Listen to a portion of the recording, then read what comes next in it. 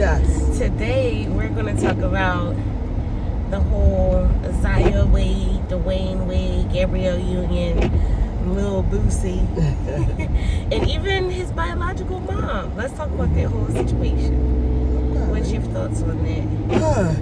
That is such that's a big bag. But here's my thoughts. When I first saw the story and I first, I really, and I still do have this opinion that as parents, it's very progressive of Dwayne Wade and, to recognize that about his child and to basically allow her to have a voice, So I really feel like that was very progressive, and I still feel like that. And the reason why I feel like that is because, people say that homosexuality or whatever is a choice. I don't know. Because I remember as a child, we didn't know what it was back then because nobody talked about it. But I remember, seeing it and realizing that, that's something that's from their young kids that they can recognize. I do feel, I don't know how much the mom was involved in. I don't know what, how involved she was. I do feel like she should have been, a part of the decision to, go public and all that stuff. And, not even just go public, but maybe be a part of the decision on how they were going to handle Zaya. You know what I'm saying? So that's what I feel. But then at the same time, we don't know what their situation is. And a lot of times people tend to think that they can build a whole story by a little snippet that they see, a post or this or that. And you can't tell a story from a post because you don't know what, you don't know what went in around before, after, during, whatever. We don't know the whole story. We just know what they show us. So it's kind of hard, to say what the relationship is with the biological mother. But nonetheless, she is the biological parent and should be involved, But that's a whole other conversation. I don't know how involved she is in parenting, her son or whatever the case may be, her daughter. I don't know what her, so I'm just not really going to have much to say about that. Boosie. I love Boosie. He funny as shit.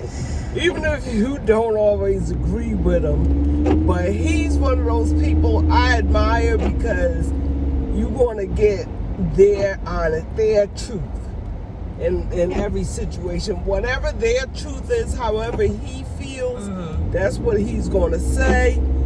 And he says, I don't think he is intentionally trying to be funny, but he just comes across so damn funny.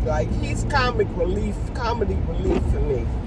Now, around the time when that situation happened and he spoke on it, when, they first introduced Zaya or whatever, and he spoke on it, I just felt like he kind of was out of place for saying something about somebody else's child and somebody else's parenting style, especially when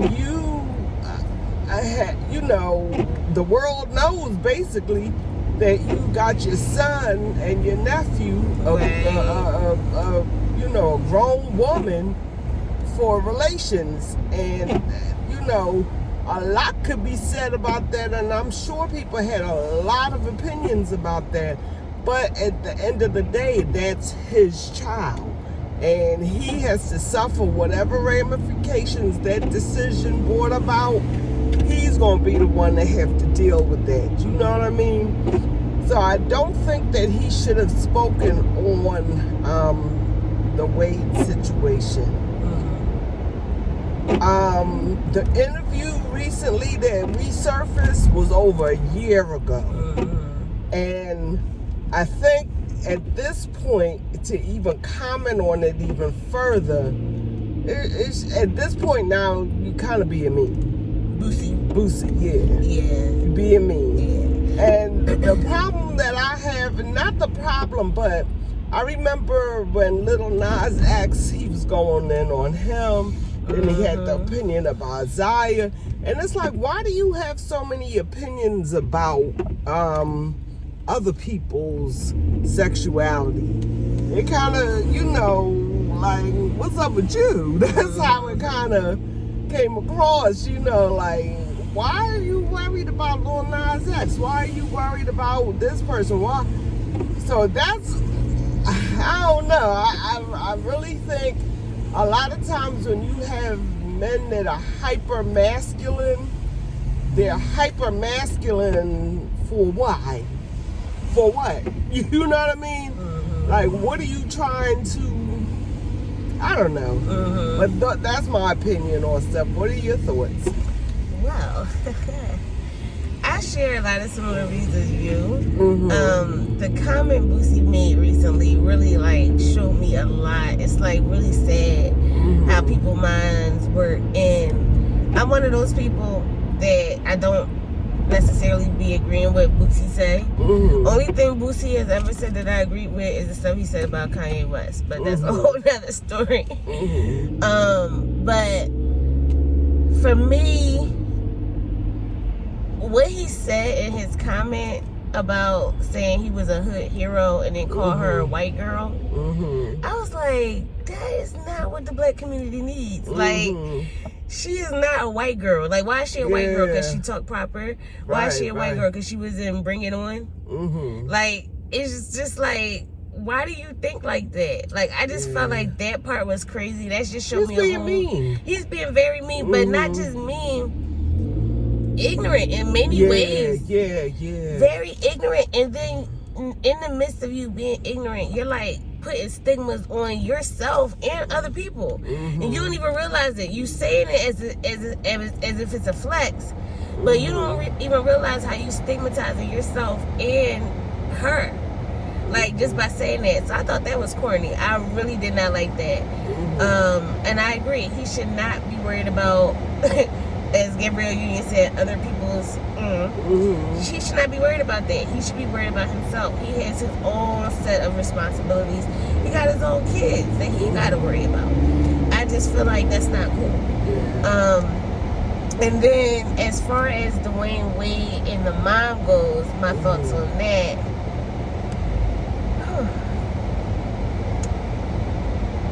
I have a lot of thoughts about that, because that could be a very layered situation, especially with the fact that there's a step parent involved.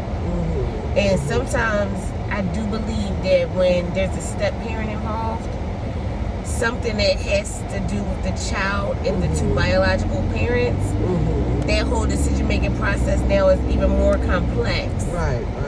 Because now you are involving a step parent as well. And I'm not saying that Gabrielle Union has bad involvement or not, but I'm just saying that because I'm always looking at the other person's point of view, especially the one that's mad. Like, you always gotta look at the mad person's point of view, because it's a reason why they freaking mad. And so when I look at it from her point of view, I wonder how all of that plays into the decision making for Zaya. I do think it's corny that she did the whole lawsuit, because like the same way you saying, if this is her defense, because I don't know, but if she's saying that she wanted to keep it private, doing this big lawsuit now is not a good way to keep it private. You're like making it a whole big situation where now Zaya has a whole nother set of problems to deal with, because she's old enough to know what's going on. She knows what is being said on the media. She's on social media. She probably got friends that's in her age group that that are on social media that's talking about it. So now that's a whole nother set of problems, because now it's not just about her sexuality. It's now about how her... It's social. Yeah, how her parents are interacting. And, you know, usually when two parents fight, whether the parents are together or apart, when two parents fight, a lot of times kids internalize that. Yeah. So to not know if she's internalizing it and to still be moving forward with the lawsuit, I don't know how helpful that is to Zaya, or if it's more so helpful to you as a parent. Where it's like, are you really thinking about your child? And then even with Dwayne, like when I first saw the whole entire thing about Zaya transitioning, I'm not gonna lie, I was one of those people that was like, I don't know if that's a good idea. I didn't judge him for it, because like you gotta kind of let people do what they do. But the only reason why I was thinking, I don't know if this is a good idea, is because with children, they go through different developmental stages, and then they go through different phases. So, you know, you never know. Not to say somebody will grow out of, you know, wanting to be a member of the LGBTQ community, or not even wanting, because I shouldn't say it like that, because it's not a choice, but like aligning themselves, consciously aligning themselves with the LGBTQ community. You know, you may or may not change your mind when you get older, and that's all I'm worried about. So my thing is, from the parents' perspective, not that you would want to not say that your child can express themselves, but I can only imagine how difficult it would be to be in that position, to know that your child has certain wants, certain ways that they want to express themselves, and then for you to know that it's not necessarily socially appropriate, but not appropriate, acceptable, but you know, you still want to meet the needs of your child, but then at the same time, in the back of your mind, you don't know what your child is going to grow up to be. You don't know how they're going to change. You don't know, you know what I mean? So that part, if I was in his shoes, I think I would probably have a challenge with navigating that part. And I would be interested to know, he probably already did an interview about it, I don't know. But I would be interested to know about how he kind of like geared his thought process to being so open, because it was something that I was challenged. I was, you know, I was like, I don't know if he should do this, because like I said, you gotta grow into your own. And I know a lot of people that aren't a part of the LGBTQ community who they did have rough childhoods, no lie, but because of the things that they experienced, now that they're older, they stand even more firm in their stance. You know what I mean? So I'm not saying like you have to endure so you can be strong or nothing like that, because it shouldn't be like that. You know, kids should be able to express themselves no matter what. But I also feel like, you know, sometimes everybody has to experience growing pains. Everybody experiences growing pains. And so even if we, you know, even if we do those things when they're younger and allow them to express themselves in the way that they want to express themselves, hey, they might have growing pains somewhere else. You know, you never know. That's why I'm like, I don't know. I can't come up with a conclusive decision on how I really feel about that. So here's how I look at that part, and I do understand. You know, when kids are just going to go through so many different complex situations just by navigating life through the developmental stages and all that. We get, you know, so that already have its own issues that everybody has to deal with. And, you know, at some point or another in their life. And then I imagine having that issue of sexuality is also another layer on top of that. Okay. So I don't know. I've got one of those people who, you know, my thought pattern is to allow for self-expression. You know, I do know that for a lot of times, especially in the black community, I mean, I don't know, it may even extend beyond the black community, but I can only speak for the community that I'm a part of. We have squashed our kids' identity and self-expression so much by, you know, you have to act this way, you have to look this way, you have to say it this way. And I don't know, I just feel like when you can come away from that, I just think it's very progressive in your thinking and in your, you know, decision making and all that stuff. Yeah. But again, you know, there's still a lot of people who don't agree with that. Yeah, you know? It's true. Because, like, if even on social media, you'll see people, like, they got these little, I guess, campaigns now about, like, how they want to protect their children from learning about the LGBTQ community because they don't want their children to turn gay. And all this stuff. And then they also, you have all other people who kind of, like, counter-argue it and say, because they don't want to be seen as homophobic. They'll say, well, kids shouldn't be learning about sexuality at all. They shouldn't be learning about anything sexual. And even sometimes people from the LGBTQ community make that argument too, because they'll say heterosexual, you know, representation is also problematic and things like that. Right. So, I mean, it's a whole bunch of different arguments out there, but for me, the way I view it is, I do think that kids should learn about all types of things. And I do think that, unfortunately, some people probably won't agree with me, but I do think that sexuality is one of them. And I think that if it's not a hyper focus on it, you know what I mean, that's healthy. But I do think that at some point in the child's life, you have to have. But see, this is the thing, and in our culture in America, and I think this is across the board, we have taught and have treated sex like it's taboo for so long. And when I think about that, when you go to other countries, when you see how other countries do things, they're not super hyper vigilant as far as sexuality is concerned. They're more so a little bit open, you know, things that we would look at like, oh my God, they don't look at it like that. And so I do think that as a society, we have to rethink the way we think about sex and sexuality, because here's the thing. From the time a child is young, they get urges. That's true.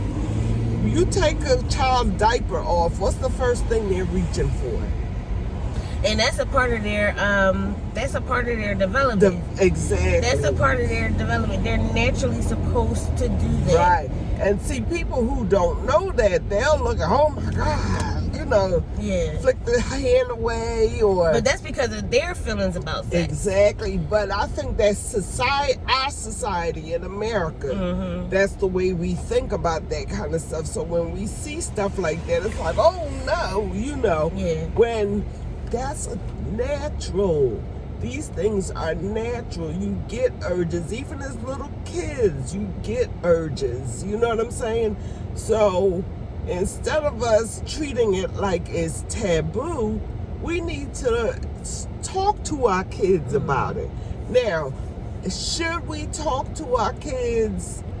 You know, I don't know what forum it should be discussed, but I do think that the parents are the first teachers. And so parents have to look at that stuff and change their mindset and of how they're going to educate their kids about that.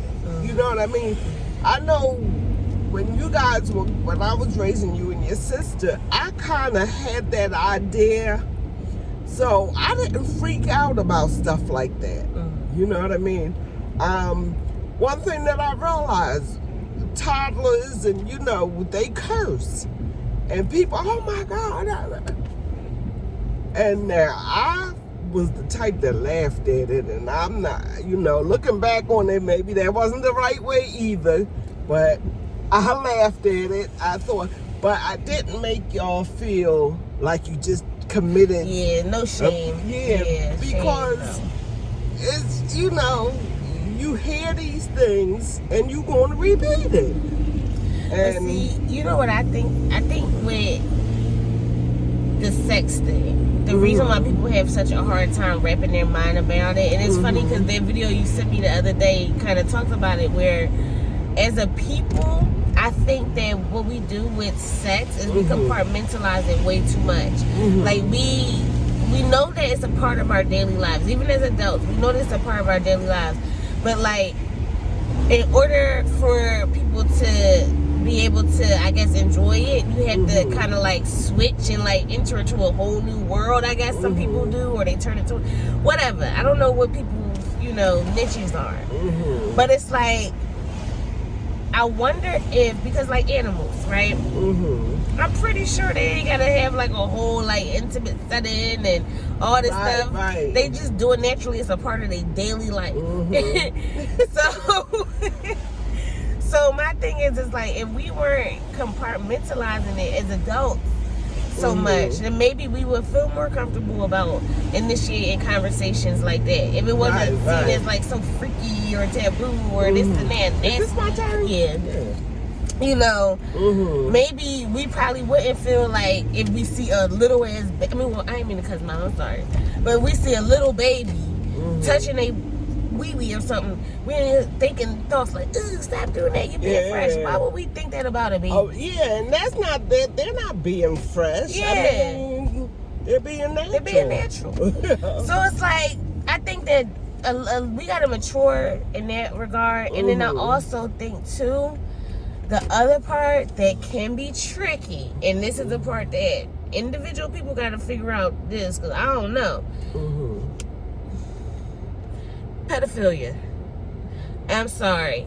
That's another thing, and I do think that scares the hell out of parents, and I totally understand why. Right. Because you don't know, like, who's a pedophile. Like, and I don't mean to bring this up in a negative way, but I remember watching a Red Table Talk with Jada Pinkett, and she was talking about how her grandmother showed her how to masturbate so that she can please herself. My thing is, how do we know that wasn't sexual abuse, just being presented in a totally different way? And that was a sex talk.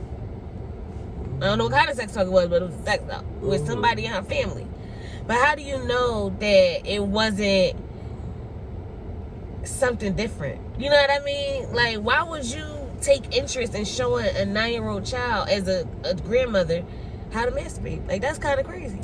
But again, maybe the grandmom was being ahead of her time also.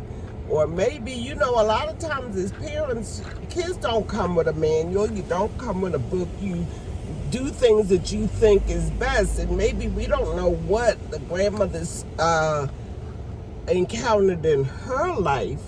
But maybe that was her way of being open to the fact that even as a child, you do get sexual urges. You know what I'm saying? I don't know. Maybe. I tend, on a situation like that, because I don't know the whole story, the whole background, I'm not going to say much on that. But I remember, and I tell my students this all the time, when I was a new nurse, we always have to ask about sexuality. And when somebody gets admitted, we're supposed to ask, is, part of the, not sexuality in terms of, are you heterosexual, are you gay, or but are you active, are you, that kind of thing. And for a long time, I wouldn't ask, because I didn't feel comfortable asking, because I grew up where sex was taboo. Even though I didn't do that with y'all, I still was in that, compartment of sex is taboo. Don't ask people about. So I would never ask. And I had an experience, and that was the thing that opened me up. Like, no, you need to ask these questions because it is important, and you need to change your view of how you think about this, you know. And I had a patient one time very open about everything, and you know, we were sending him home in hospice, and he had a girlfriend. And he called me in the room and asked me if I could tape his colostomy bag up. And I know it was an odd request, so I'm like, tape it up? What does he mean? And so I don't know if he picked up on the fact that I was like, you know. But he was like, yeah, so I can have sex. And I wasn't expecting that, but then that was the thing that made me realize, like, all right, you have to get out of your and I tell my students all the time, I'm like, you know, I know some of us might not be comfortable asking, but we all came here through sex, and I tell them none of us came here through osmosis. And you know, so sex is something that people are having and is important to people. Some people more than others, but at the same time you have to address it. You know what I'm saying? So it's a topic that has so many different layers. We could be here for hours talking about this. You have to go to work. But wait, I have to go to work. Before I go, and I know that we got a little bit of time, right? But listen, I want to know what y'all think. How would y'all initiate the sex talk with your children? Leave your comments below. Let us know your thoughts around this entire topic. And yeah, see you in the comment section. Have a good day, everybody. One of the most difficult parts about being a parent is that there aren't any rules. That's exactly why I created Parental Guidance. This is a home-based curriculum that includes a textbook and an online course. This curriculum was constructed to assist parents in teaching their children about social-emotional intelligences. We also key in on executive functioning and positive youth development. This includes self-awareness, self-management, social awareness, building and managing relationships, making responsible decisions, personal development, and self-evaluation. There are 30 lesson plans that include rationale and objectives, discussions and journaling, activities, and ongoing tips for parents. The online course teaches you how to successfully implement this curriculum with your children. Don't you need parental guidance?